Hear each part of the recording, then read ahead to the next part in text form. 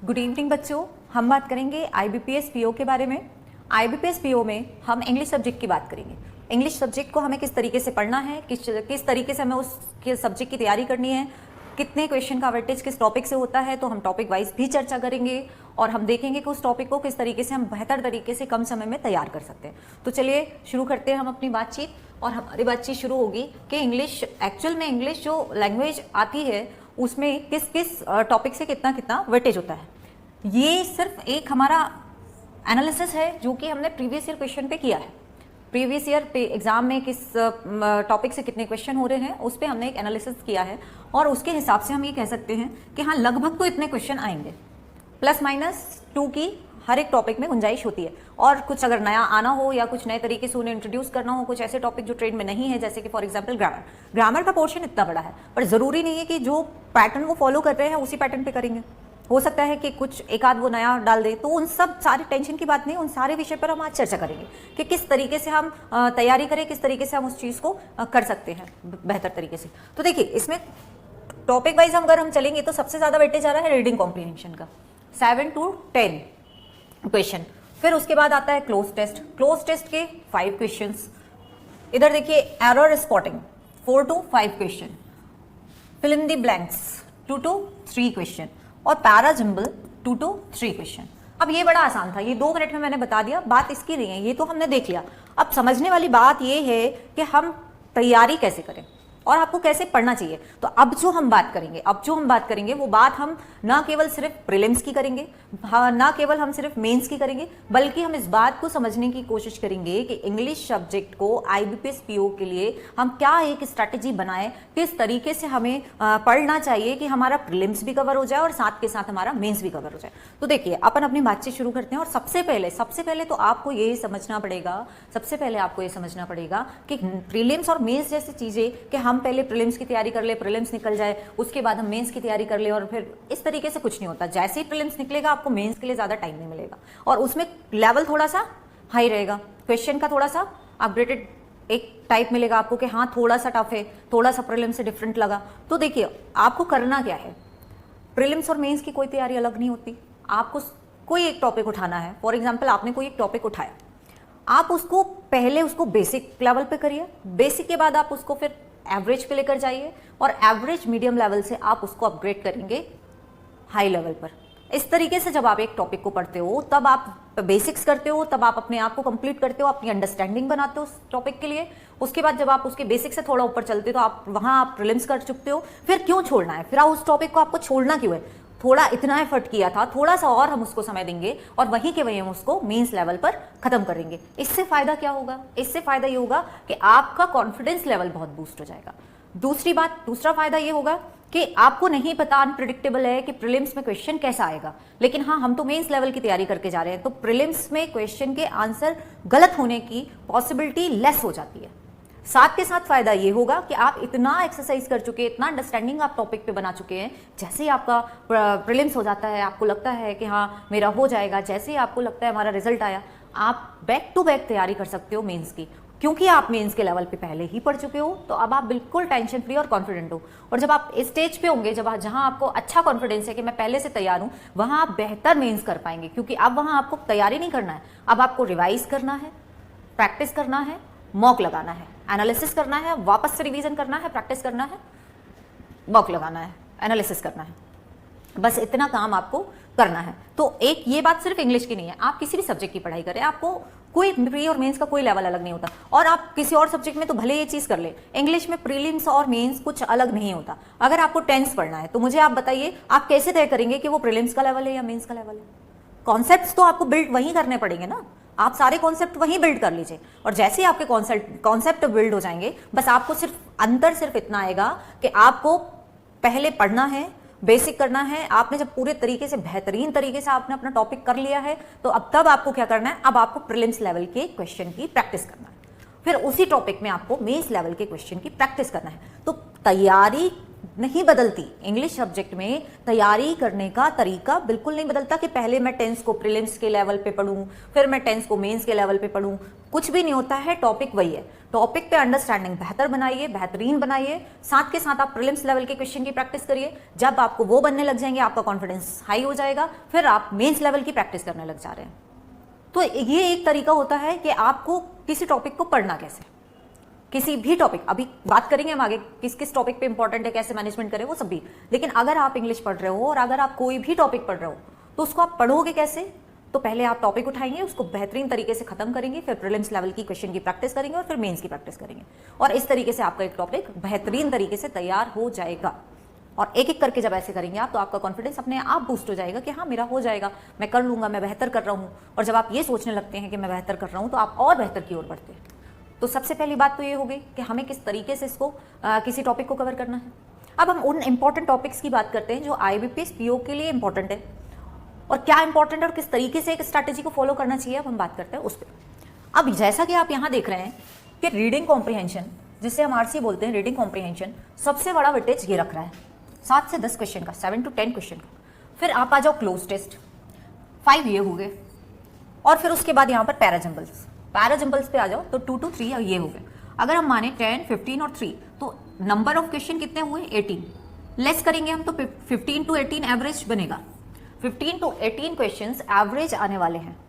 तो क्या करेंगे आप? पहले ये parajumble, cloze test, reading comprehension, आप ये जब देख रहे हैं कि ये टॉपिक ज्यादा वेटेज रख रहे हैं, नंबर ऑफ क्वेश्चन ज्यादा हैं, तो पहले आप इनकी तैयारी करेंगे।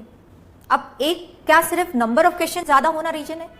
नहीं, ये रीजन नहीं है। देखिए बात को समझिए, अगर कहीं पे कम मेहनत में ज्यादा नंबर ला सकते हैं और कहीं पे बहुत मेहनत में ज्यादा नंबर आते हैं या एवरेज मार्क्स आते हैं, तो पहले किसको चूज करिए? पहले चूज करेंगे हम उन टॉपिक्स को जहां हमारी मेहनत कम है और नंबर ज्यादा है। उसका कारण क्या है? वो एक ऐसा पोर्शन है जहां पर गलती नहीं होनी चाहिए, क्योंकि कोई और वहां गलत नहीं करके आ रहा है, तो वहां गलती की कोई गुंजाइश नहीं बचती। तो पहले उन टॉपिक्स को तैयार करिए, आपका कॉन्फिडेंस और वहां पे बूस्ट हो जाएगा कि हाँ इतने मैंने कर लिए। रादर कि आप एक ऐसा टॉपिक पकड़ के बैठे हैं जहां पर बहुत मेहनत लग रही है और नंबर ऑफ क्वेश्चन भी कम है, और अगर नंबर ऑफ क्वेश्चन ज्यादा भी हैं तो इतनी मेहनत के बाद भी श्योरिटी नहीं है वहां पर। तो सबसे इंपॉर्टेंट टॉपिक हो जाता है बैंक के लिए, IBPS PO के लिए और बैंकिंग के लिए कॉम्प्रिहेंशन बड़ा इंपॉर्टेंट टॉपिक हो जाता है।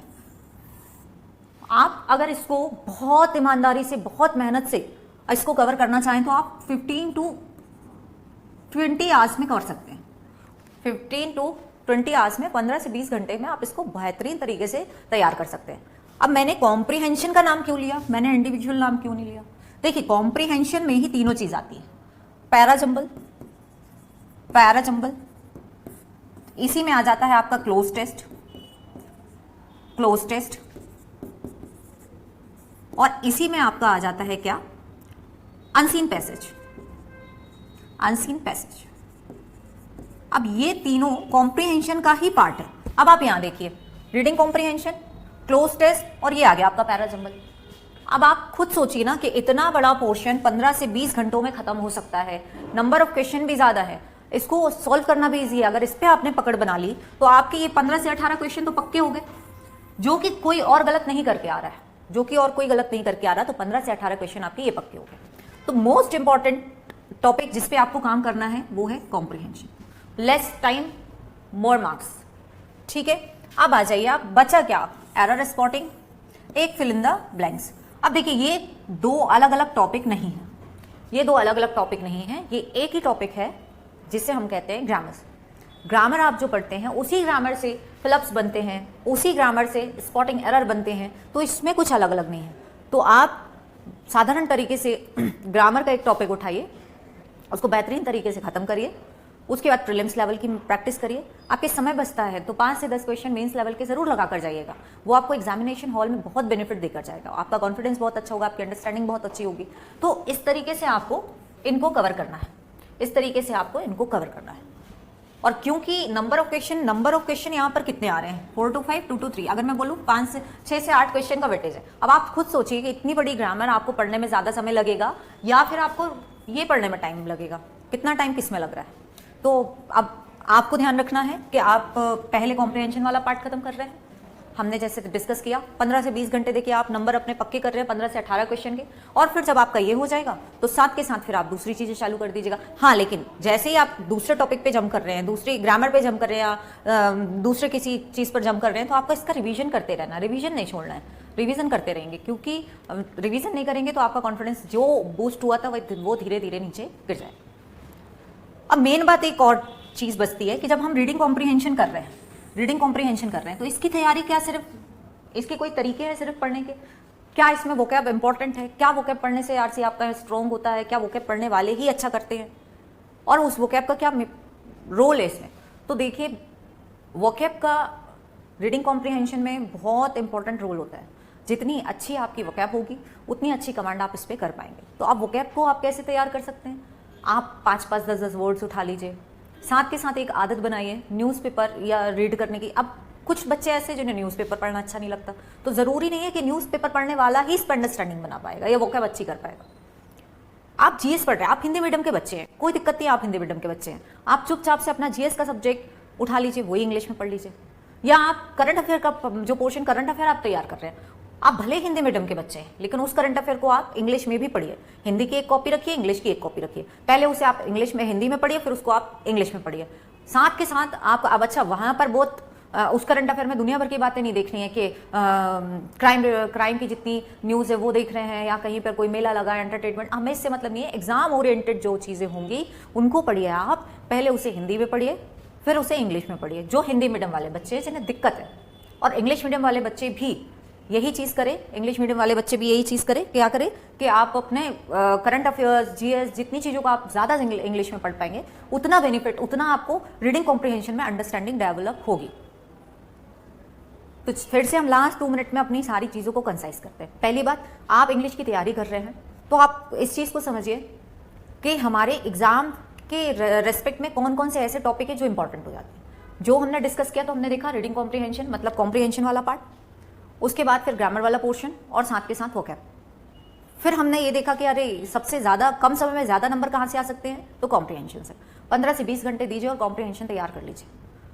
उसके बाद धीरे धीरे अपनी पकड़ यहाँ बनाने लगे, और इस तरह से आपके एग्जाम आते आते तक आप बहुत बहुत अच्छा करके जाएंगे, बहुत कॉन्फिडेंट होकर जाएंगे। और याद रखिएगा, प्री और मेंस कुछ अलग नहीं होता, आपको साथ के साथ तैयारी करनी है। एक टॉपिक आप उठा रहे हैं, आपको उस टॉपिक को पहले प्रीलिम्स लेवल पे करना है, फिर उसको थोड़ा एडवांस लेवल पे करना है, और फिर क्वेश्चन प्रीलिम्स के लगाने हैं और मेंस के लगाने हैं साथ के साथ। तो आपको ये समझ आएगा कि हम कितना अच्छा तैयारी कर पा रहे हैं, और हमारी अगर कोई कमजोरी है तो आप उसको एनालिसिस भी अच्छा कर पाएंगे। तो इस तरीके से हम IBPS PO की तैयारी 45 डेज में बेहतरीन तरीके से कर सकते हैं। ना सिर्फ आप प्रीलिम्स की तैयारी कर रहे हैं बल्कि आप साथ के साथ मेंस के लेवल पे भी चलते जा रहे हैं, ताकि आपका जैसे ही रिजल्ट आएगा, जैसे ही आप पेपर देकर आएंगे, तो आपके पास जब ज़्यादा समय नहीं बचेगा तब भी आप अपना सिलेक्शन इंश्योर कर पाएंगे।